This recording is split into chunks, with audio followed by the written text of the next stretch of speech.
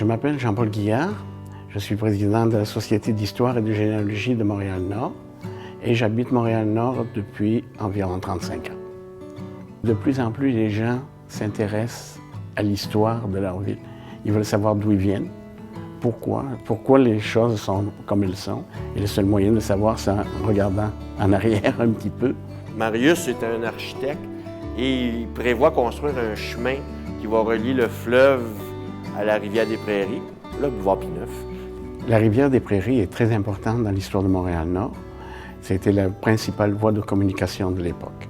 Elle a été découverte en premier lieu au deuxième voyage de Jacques Cartier. Quelques années plus tard, vers 1615, c'est un compagnon de Samuel de Champlain, M. des Prairies, qui s'est trompé en voulant venir ici. Et c'est depuis ce temps-là qu'on a nommé la rivière des Prairies. À Montréal-Nord, il existe encore 11 maisons de ferme, dont 4 surtout qui datent des années 1750 environ. Vous avez la maison Brignon-Lapierre, qui sert encore aujourd'hui comme maison culturelle pour les spectacles. Vous avez la maison Pigeon, vous avez la maison Anne de Grave et la maison Casal. En 1915, il y avait seulement des terres à Montréal-Nord et les maisons étaient naturellement sur le bord du boulevard Loin, parce que c'était la seule voie de communication. Tout le reste, c'était des terres en arrière qui allaient à peu près jusqu'à la hauteur de l'actuel chemin de fer. Le 5 mars 1915 marque la fondation de la ville de Montréal-Nord. En 2015, le centenaire de Montréal-Nord sera célébré à l'occasion d'une foule d'activités tout au long de l'année. Mon nom est Jean-Jacques Lapierre. La maison Brignon dit Lapierre, c'est la maison de mes ancêtres. Mon père y est né, mon grand-père y est né. Mon grand-père, Alphonse, et puis sa famille vivaient ici. Et c'était des cultivateurs. C'était l'autosuffisance. On se suffisait avec la nourriture, avec les légumes, et puis même l'eau. L'eau, vous savez, on allait chercher de l'eau à la rivière. J'ai un porto ici, le porto original qui servait à ce moment-là. J'en suis très fier. Ils allaient chercher, ils faisaient leur glace eux autres mêmes. On allait couper notre glace. J'ai des grosses pinces à glace, là. On allait couper notre glace, puis on amenait ça. On mettait ça dans des remises, on m'a donné avec du brin ici. On conservait la glace quasiment en petit coin tout l'été. Il fallait conserver la nourriture. Tout le monde se connaissait et tout le monde s'aidait. Les cageux ont joué un rôle excessivement important sur la rivière ici. Les cages, c'était le bois qui était coupé dans la rivière, dans l'Outaouais, beaucoup plus loin. Alors, pour les transporter, le bois, on attachait tous les billots. On faisait des grands îlots, on attachait les billots pour les transporter. C'était tellement gros qu'on avait des maisons sur les cages où les gens vivaient là-dedans. Ils se faisaient à manger et tout. Alors, c'était extraordinaire. C'était une vie d'aventure pour les gens qui travaillaient là. C'était extraordinaire. Et c'est là que Joe Monfarrand, qui était un leader, à un moment donné, a fait son nom. Le parc Léonard, c'était le parc central, au coin de Sainte-Gertrude-des-Coins.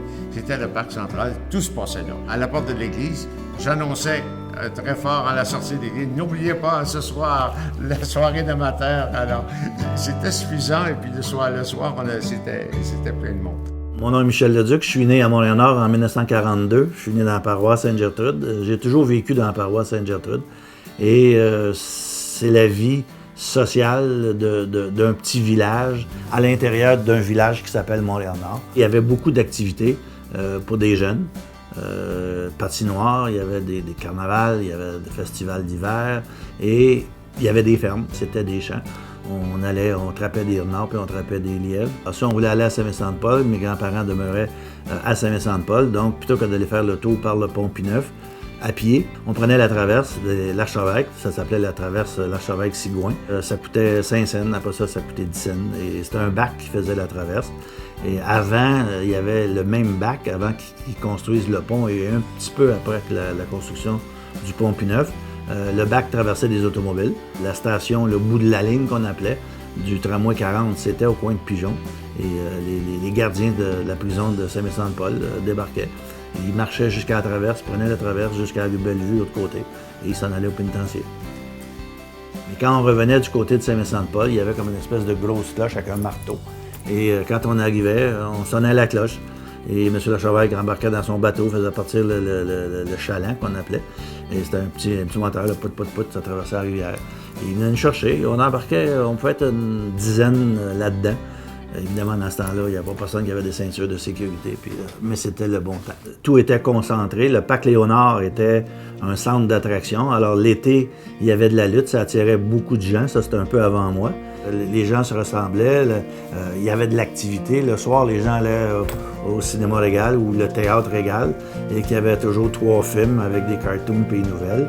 Et la même chose avec le cinéma Rio qui était sur la rue Saint-Vital.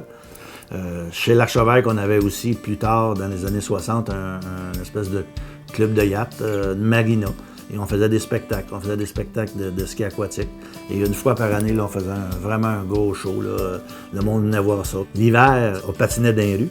S'il y avait le moindrement du verglas, les rues n'étaient pas en asphalte. Les rues de Montréal-Nord étaient en grande partie en terre. C'était pas nettoyé avec du calcium comme aujourd'hui.